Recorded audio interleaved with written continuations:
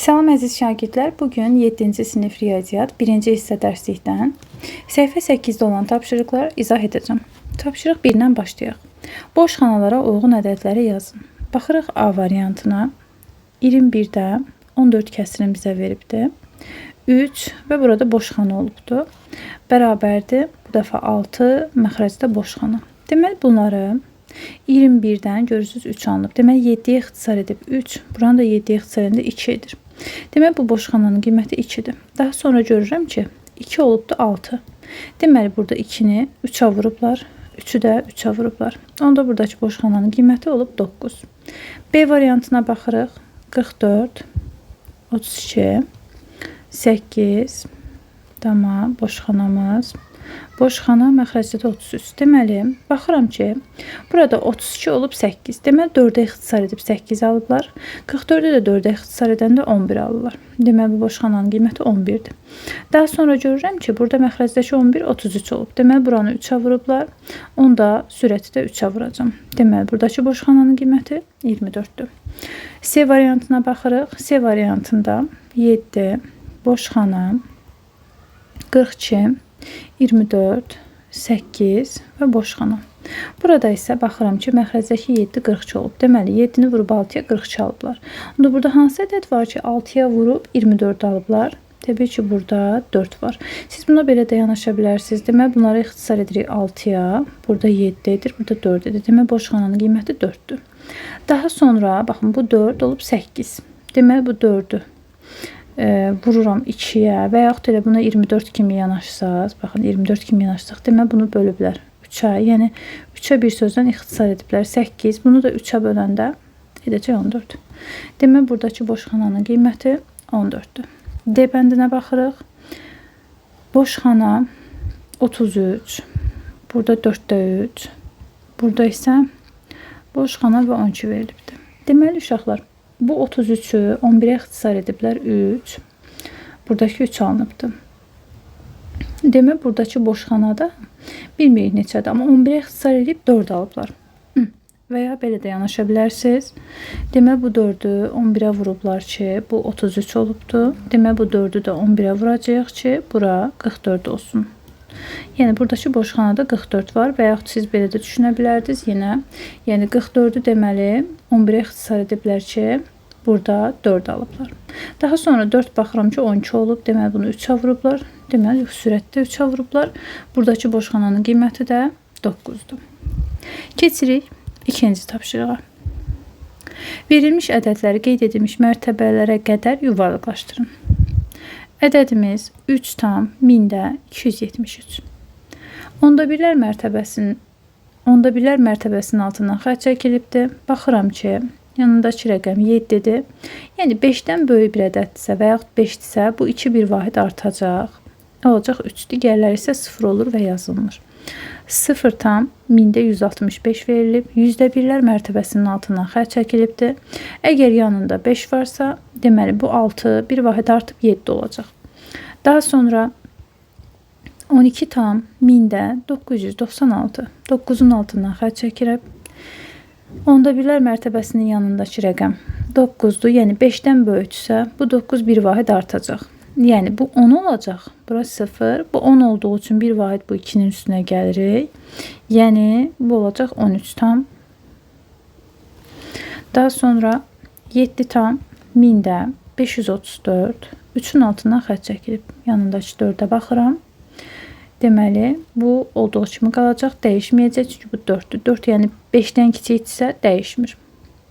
8 tam 1000-də 785.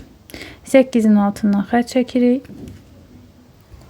Burada da bir vahid artacaq. Çünki yanındakı 5-dir. 5 olanda bir vahid artır. Növbəti ədədimiz 0 tam 10.000-də 1999. Burada altından xətt çəkilibdir. Yanındakı rəqəm 9 olduğu üçün, yəni 5-dən böyük bir ədəd olduğu üçün bu 9 bir vahid böyüyür. Bunun yerinə 0 yazıram. Baxın bunun yerinə. Bu bir vahid böyüdüyü üçün bunun üzərinə də 1 gəlirik. Bu da 10 olur. 0 yazıram. Yenə 1 yadda. Onda bu 1 də çevrilir 2.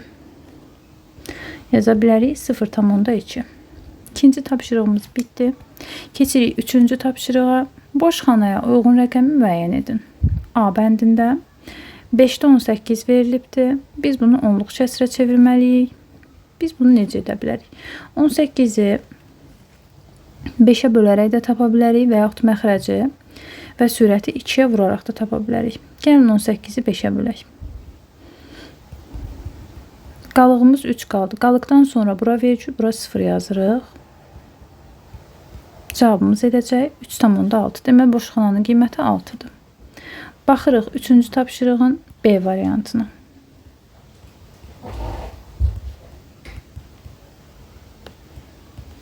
%23'ü 4'ə böləcəyik.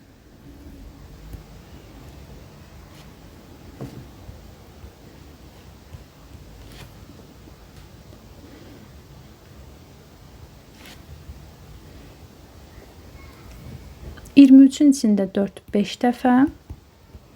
Qalıq 3. Qalıq qalandan sonra bura vergül qoyuram. Yenə 0 əlavə edirəm. 5,75 olur. Deməli, boş xananın qiyməti 7-dir. Daha sonra C bəndinə keçirik. 3'ü bölürük 8'ə. 0 əlavə edirəm. Vergül qoyduqdan sonra deməli 3 tam olar 24. Qalığımız 6. Yenə 0 əlavə edirik. 60'ı bölürük 8'ə. 60'ın içində 8, deməli yaza bilərik 7 dəfə. 56, qalığımız 4, yenə 0 əlavə edirik. 40'ı bölürük 8'ə, o da edir 5. Deməli, baxın burada 3 ilə 5'in arasında nə yerləşdi? 7. Burada boş xanamız olacaq 7. Keçirik D bəndinə. D bəndində bizə verilibdir 0,6 bərabərdir. Məxrəcdə 20, sürətdə 1 və dama. Deməli, bu 0,6-nı adi kəsrə çevirək. Adi kəsrə çevirsək 10'da 6, məxrəc və sürəti 2'yə vursaq, görərik ki 10 vur 2, 20, 6 vur 2, 12. Deməli, boş xanamız 2'dir. 4-cü tapşırığa keçirik. 4-cü tapşırıqda müqayisədir. Kəsrləri müqayisə etmək üçün ya məxrəcləri bərabər olmalıdır, ya da sürətləri bərabər olmalıdır. 15 ilə 5'i 15'ə gətiririk. Əçob taparaq da edə bilərsiniz. Yəni 15 ilə 5'in əçobunu tapırsınız, görürsünüz ki 15'dir. Deməli, ikinci kəsrin məxrəc və sürətini 3'ə vuracam. Olacaq 15'də 9. 15'də 9 ilə 15'də 8'i müqayisə etsəm, görərəm ki 15'də 9, yəni 5'də 3 kəsri daha böyükdür. B variantına baxırıq. B variantında 0,1000-də 548 və 0,55 verilibdir. Bilirik ki, onluq kəsrlərin sonunda 0 davam edir. Onda 548 ilə 550-ni müqayisə edirik. Yəni 550 0,55 böyükdür. C bəndinə baxıram. 25'də 11. Bunu nə edəcəm? Onluq kəsrə çevirmək üçün məxrəc və sürətini 4'ə vuracam. Edəcək %44 bərabərdir 0,44. 0,44 ilə 0,47-ni müqayisə etsək, görürük ki 0,47 daha böyükdür. D bəndinə baxırıq. D bəndində də bizə verilibdir 40'da 27 və 0,72. Müqayisə etsək, görəcəyik ki bunu çevirə bilərik onluq kəsrə və yaxud bunu adi kəsrə. Gəlin bunu onluq kəsrə çevirək. Onluq kəsrə çevirmək üçün mən buranı vuracam 25'ə, buranı da vuracam 25'ə. Məxrəcdə edəcək 1000, 27'ni də vuraq 25'ə. 5, 3 yadda 13.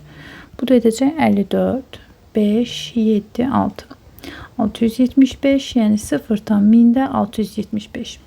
İndi isə 0,1000-də 675 ilə 0,72-ni, yəni sonuna 0 yazıb əlavə edib müqayisə etsək, görərik ki 0,72 daha böyükdür. Keçirik 5-ci tapşırığa. 5-ci tapşırıqda bizə deyir ki, sıralayın. A bəndində artan sıra istəyir. Mən 4'də 3-lə 5'də 4'ü onluq kəsrə çevirəcəm. 4'də 3 bərabərdir. Məxrəc və sürətini 25'ə vururam. 100'də 75. 0,75. 5'də 4'ün məxrəc və sürətini 2'yə vururam. Edir onda 8, yəni 0,8. Daha sonra artan sırayla düzə bilərəm. Artan sırayla düzmək üçün kiçikdən böyüyə düzəcəm. Deməli, ədədlərimi buradan yazıram. 0,64, 0,75, 0,48 və 0,8. Bu 0,8-in sonuna bir dənə 0 əlavə edirəm. Artan sırayla düzmək üçün kiçiyim 0,48-dir. Onda birinci yazıram. Artan sıra. 0,48. Daha sonra mən qeyd etməliyəm 0,64-ü. Daha sonra mən qeyd etməliyəm 0,75-i. Yəni 0,75 4-də 3-ümüz. Daha sonra mən ən sonunda 0,8-i, yəni 5-də 4-ü qeyd etməliyəm. Bu da bizim artan sıramız. İndi B bəndinə baxırıq. Bilirik ki, artan sırayla düzmək üçün kiçikdən başlayırıq. Ən kiçik sıfırdan ən uzaq olan artan sıra. Ən kiçiyimiz -6-dır. Sonra gəlir -1, 0, sonra müsbətə doğru gedirik. 5 və 8. Daha sonra biz burada A bəndində azalan sıranı düzürük. Azalan sıra. Azalan sırayla düzmək üçün böyükdən kiçiyə düzməliyik. Gəlin əvvəlcə bunları çevirək. Onluq kəsirəm. Yazıram. 3-də 2 bərabərdir. 2-ni bölək 3-ə. 0,6.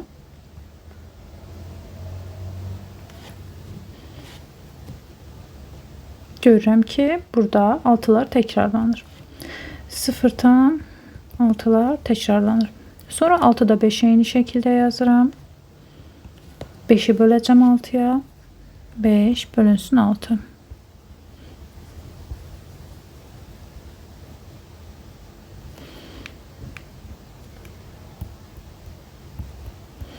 Bu dəfə isə 20'lər təkrarlanacaq. Təkrar yazmağa ehtiyac yoxdur. Deməli 0,3'lər belə təkrarlanır. İndi baxın, buradan üstündən qeyd edək. Bu 0 tam, yəni burada 66 gedir. Burada isə 83. Burada da bilirik ki, bunların sonunda 0 var. Yəni bu şəkildədir də 0,60, 0,66, 0,4, yəni 0,40 kimi baxa bilərik və 0,83. Azalan sıra böyükdən kiçiyə düzmək. Demək, ən böyük 6'da 5 oldu. 6'da 5. Daha sonra gələcək 0,66, yəni 3'də 2. Sonra 0,6 və sonra 0,4. Bu bizim A bəndimiz idi. İndi B bəndinə baxırıq. B bəndində azalan sırayla düzmək üçün böyükdən kiçiyə doğru. Ən böyük burada 7'dir, sonra 3'dür, sonra 0. 0'dan uzaqlaşdıqca, kiçildikcə birinci -4, sonra -9 gəlir. Davam edirik 6-cı tapşırıqla. İfadənin qiymətini tapın. A bəndində bizə verilib 2,4 vurulsun, 8'də 3 çıxılsın, 4'də 1. Əvvəlcə ortaq məxrəcə gətirmək üçün ikinci kəsrin məxrəc və sürətini 2'yə vururam. 2,4 vurulsun, 8'də 3 çıxılsın, 8'də 2. Bərabərdir. 2,4 vurulsun, 8'də 1. 8 ilə 2,4'ü 8'ə ixtisar edirəm. Burada 1 qalır. Burada da 0,3. A bəndindəki tapşırığın cavabı oldu 0,3. Keçirik B bəndinə. B bəndində 9'da 5, üstə gəl 6'da 1, bölünsün 1,3. Ortaq məxrəc 18'ə gətirirəm. Yəni buranı 2'yə, buranı isə 3'ə vururam. Olur. 18'də 10, üstə gəl 18'də 3, bölünsün 1,3. Toplayıram. 18'də 13 vurulsun 1,3'ü əvvəlcə adi kəsrə çevirəcəm. 10'da 13. Sonra tərsinə çevirəcəm. 13'lər ixtisar gedir. İxtisar edirəm. Edir 9'da 5. Yəni 2'yə ixtisar edirəm. 9'da 5 edir. Keçirik C bəndinə. 20'də 17 çıxılsın 0,6 vurulsun 4,2 üstə gəl 5'də 3. Bunları onluq kəsrə çevirə bilərik. Buranı 5'ə vuracağım. Buranı 2'yə vuracağım. Onluq kəsrlə işləməyə çalışın. Bu edəcək %85.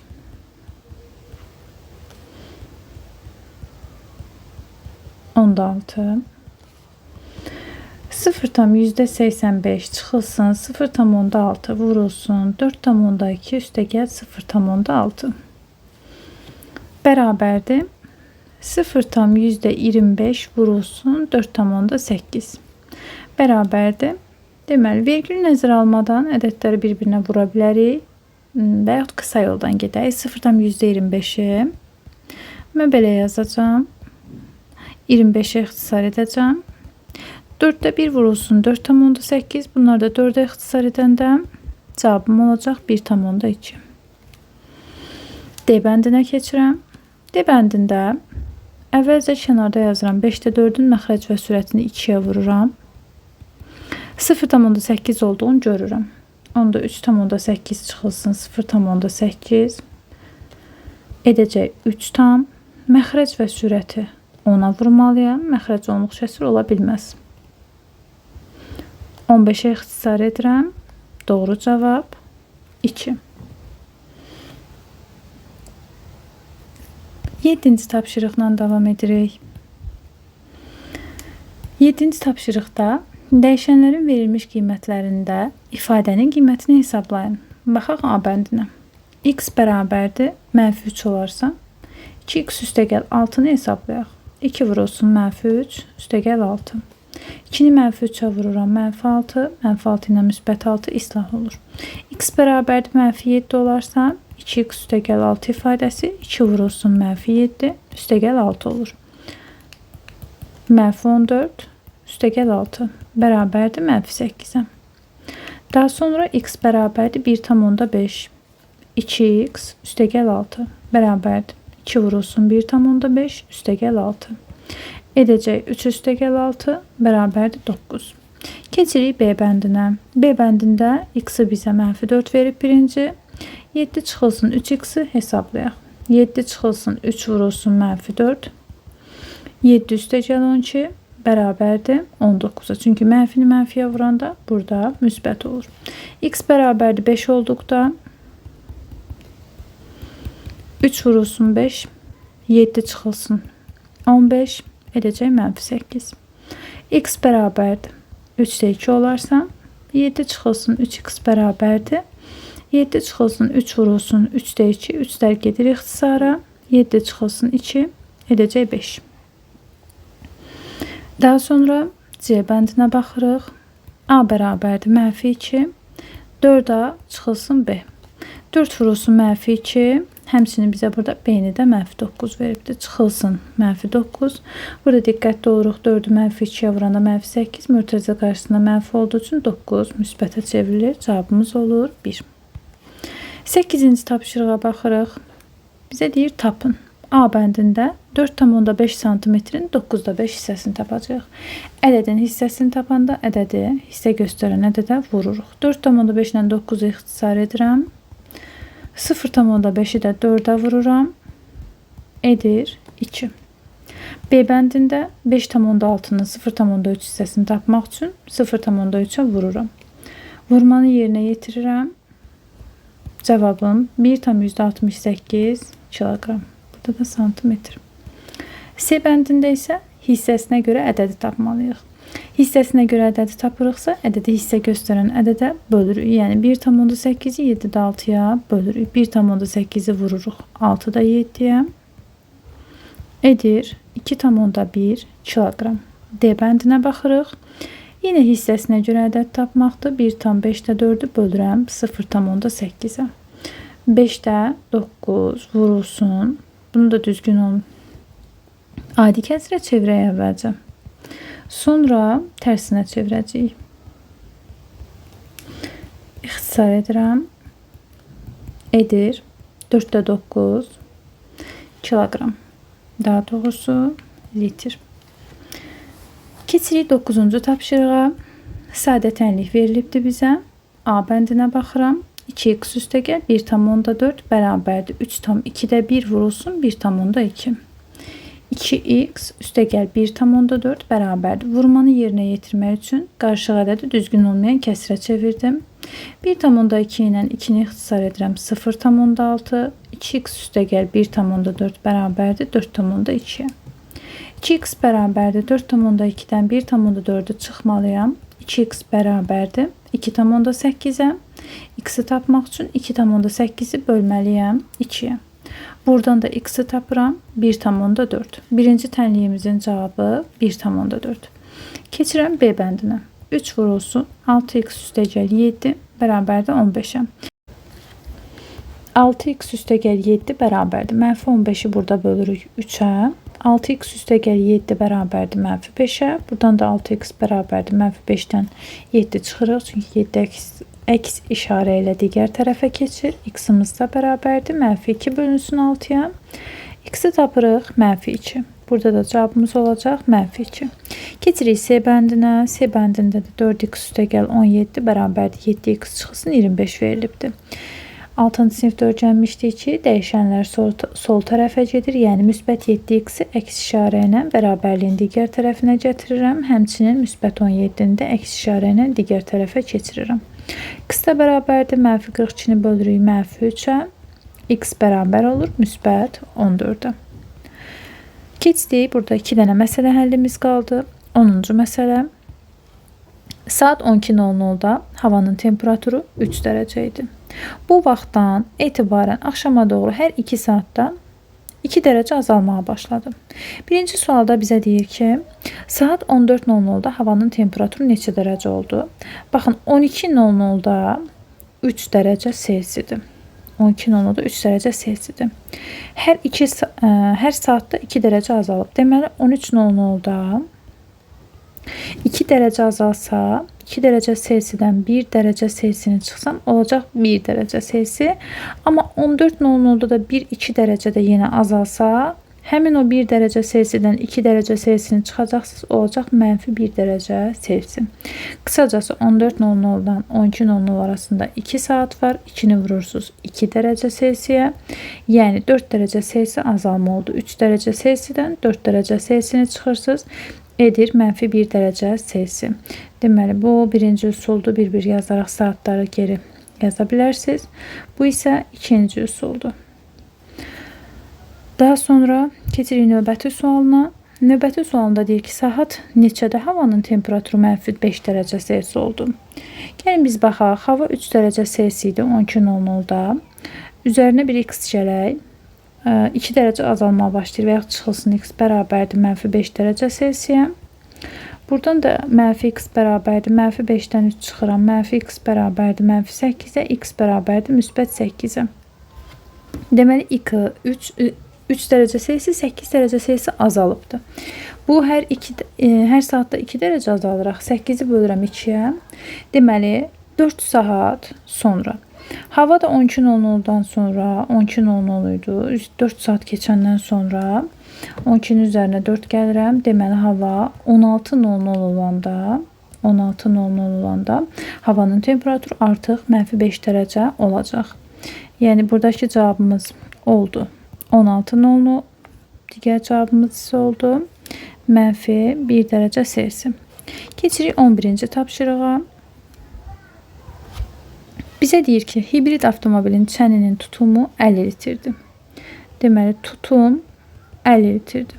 Hər 100 kilometr yola 4,8 litr yanacaq sərf edir. Çənin 25'də 3 hissəsi dolu olarsa, 50'nin əvvəlcə 25'də 3 hissəsini tapaq, ədədi hissə göstərən ədədə vuruq. Yəni 6 litri dolu olarsa, avtomobil bu yanacaqla nə qədər məsafə qət edər? Əvvəlcə deməli 6 litrdir. 6 litrə bilmirik neçə kilometr məsafə qət edər, amma bilirik ki 4,8 litrə 1000 kilometr yol qət edər. Buradan da x-i tapmaq üçün 6'nı vururam 100'ə, bölürəm 4,8'ə, 6'ya ixtisar edirəm. 0,8 edir, burada da 1 edir. Məxrəc və sürəti 10'a vururam. 1000 bölünsün 8 edəcək 125 kilometr. Səhifə 8-də olan tapşırıqlar bu qədər. Videonu bəyənməyi, kanala abunə olmağı unutmayın. Növbəti videolarımızda görüşənədək.